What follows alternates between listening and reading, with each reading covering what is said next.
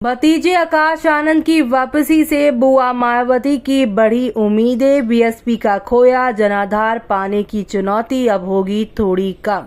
जी हां, आप सभी को तो पता ही है कि किस तरीके से मई में ही अपने यहां भतीजे को पार्टी से बाहर का रास्ता दिखाया था बुआ मायावती ने। लेकिन अब यहां पर लोकसभा के नतीजे आने के बाद से उन्हें यहां पर जो है हुई बड़ी चिंता कि आगे कैसे वो पार्टी को सुरक्षित रख पाएंगे। इसलिए यहाँ जिस तरीके से पार्टी के अंदर से आकाश आनंद को लेकर आने की गुहार लगाई जा रही थी, तो इसलिए फिर से उन्हें पार्टी में लेकर आया गया।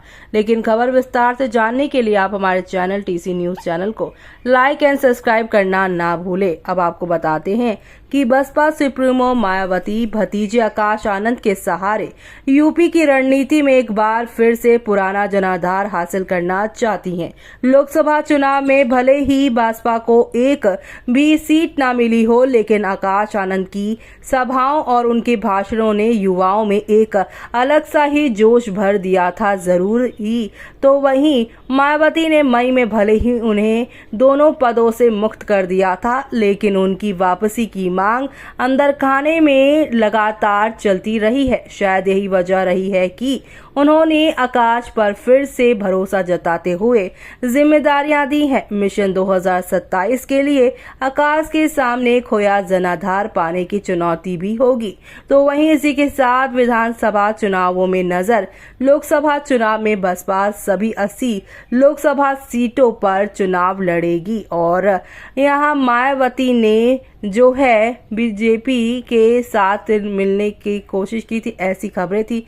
लेकिन मायावती ने भतीजे आकाश आनंद को स्टार प्रचारक बनाते हुए पूरे यूपी के कमान सौंप दी है। आकाश की पहली सभा नगीना लोकसभा सीट पर लगाई गई है, जहां सर्वाधिक दलित खासकर जाटव आबादी के लोग रहते हैं। और यहां पर जो है आकाश एक दिन में 2 से 3 सभाएं करेंगे ताकि सीतापुर में उनकी जुबान से निकले एक एक शब्द ने उनके खिलाफ एफआईआर करा दी।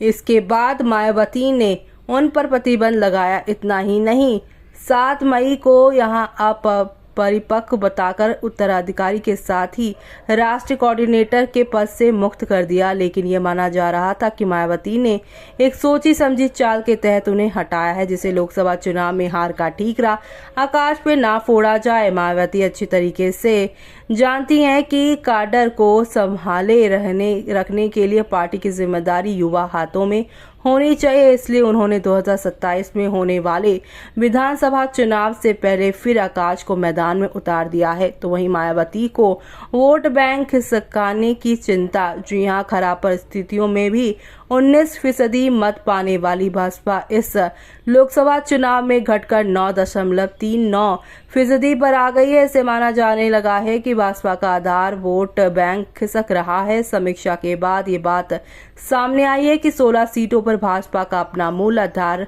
वोट बैंक इंडिया गठबंधन में शिफ्ट हुआ है। इसके बाद से पार्टी के अंदर मंथन का दौर शुरू हो गया है। कैसे खिसकते हुए जनाधार को रोका जाए। मायावती ने फीडबैक के आधार पर आकाश आनंद को कमान देकर जनाधार को रोकने की रणनीति तैयार की है। साथ ही समाज को ये संदेश भी दिया है कि उनकी पार्टी का भावी नेता बिरादरी का ही होगा। तो ऐसे में अब क्या होगा आगे देखना होगा खास।